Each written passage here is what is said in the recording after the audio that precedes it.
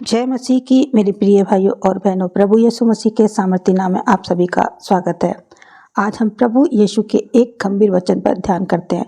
लूका 6:25 में यीशु उन लोगों के लिए चेतावनी देते हैं जो अभी तृप्त हैं, क्योंकि एक समय ऐसा आ सकता है जब वे भूखे होंगे, और जो अभी हंसते हैं उनके लिए भी चेतावनी है कि वे शोक कर सकते हैं।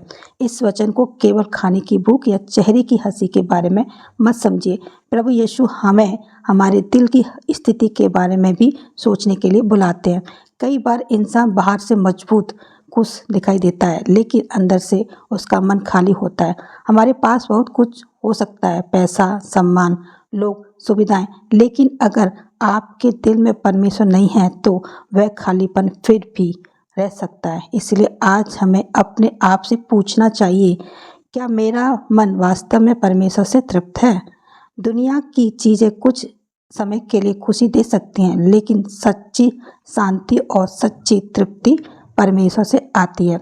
अगर आज आपके जीवन में परेशानी है, अगर आपके घर में चिंता है, अगर आपकी आंखों में आंसू है, तो इसका अर्थ यह नहीं कि परमेश्वर ने आपको छोड़ दिया है। कभी कभी हमारे जीवन का कठिन समय भी हमें परमेश्वर की ओर करीब लेकर आता है। इसलिए आज अपनी परिस्थिति को देखकर हार मत मानिए। परमेश्वर के सामने बैठिए और अपने दिल की बात उससे कहिए। उन्हें अपने आंसू बताएं, उन्हें अपनी चिंता बताएं, उन्हें अपनी कमजोरी बताएं, क्योंकि जिस परमेश्वर के सामने हम प्रार्थना करते हैं वह दूर बैठा हुआ परमेश्वर नहीं है। वह हमारे जीवन को देखता है, हमारे मन को जानता है और हमारी पुकार सुनता है। आज दुनिया की तृप्ति नहीं, परमेश्वर की उपस्थिति मांगिए। आइए अब इसी विषय के साथ प्रार्थना करें। हे मेरे स्वर्गीय पिता, आज मैं फिर आपके सामने बैठी हूँ। प्रभु, मेरे पास बहुत सारे शब्द नहीं हैं। कभी कभी मुझे खुद समझ नहीं आता कि मैं अपने मन की बात आपको कैसे बताऊं, लेकिन प्रभु आप तो मेरे मन को जानते हैं। मैं कुछ बोलूं उससे पहले ही आप जानते हैं कि मेरे दिल में क्या है। प्रभु यीशु, आज मैं लूका 6:25 के इस वचन को अपने जीवन में लेकर आपके सामने आई हूँ। मुझे इस दुनिया की ऐसी चीज़ों के पीछे मत भागने दे जो कुछ समय के लिए खुशी दे और फिर मेरे मन को खाली छोड़ दे। प्रभु, मेरे दिल को अपनी उपस्थिति से भर दीजिए। अगर मेरे जीवन में ऐसी कोई चीज़ है जिसे मैं आपसे ज़्यादा महत्व देने लगी हूँ, तो प्रभु मुझे उसे पहचानने की समझ दीजिए। मेरे मन को अपनी ओर मोड़ दीजिए। प्रभु, अगर आज मेरे अंदर कोई चिंता है तो मैं उसे आपके हाथ में देती हूँ। अगर मेरे घर में कोई परेशानी है तो उसे मैं आपके चरणों में रखती हूँ।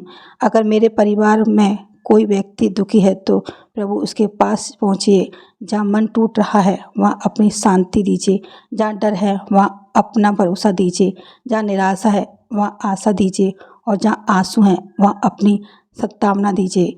प्रभु, कभी कभी मैं बाहर से मुस्कुराती हूँ लेकिन अंदर से बहुत कुछ सह रही होती हूँ।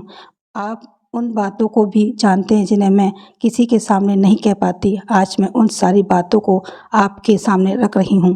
प्रभु, मुझे अपने हाथ में संभाल लीजिए। मुझे ऐसा महसूस कराए कि मैं अकेली नहीं हूँ। जब मेरा मन कमज़ोर हो तब मुझे अपने वचन की याद दिला। जब मैं डरूं तब मुझे अपने ऊपर भरोसा करना सिखा, और जब मेरे पास कुछ भी ना हो तब भी मुझे यह विश्वास रहे कि आप मेरे साथ हैं। प्रभु, मेरी सबसे बड़ी ज़रूरत दुनिया की चीज़ें नहीं है। मेरी सबसे बड़ी ज़रूरत आपकी उपस्थिति है। मुझे अपने पास बनाए रखिए। मेरे घर पर अपना हाथ रखिए। मेरे परिवार पर अपनी दया रखिए। मेरे मन को अपनी शांति से भर दीजिए। और प्रभु, आज से मेरी इच्छा यह हो कि मैं परिस्थिति से नहीं बल्कि आपसे तृप्त रहूं। मैं अपनी सारी चिंता, अपना डर, अपना दुख और अपनी उम्मीद आपके चरणों में रखती हूँ। प्रभु, मुझे संभाल लीजिए। मेरा हाथ पकड़ कर चलाएं, और जब मैं कमज़ोर पड़ूं तब मुझे अपने प्रेम का एहसास कराएं। यीशु मसीह के सामर्थ्य नाम में मैं प्रार्थना मांगती हूँ। आमीन। आप सभी को जय मसीह की।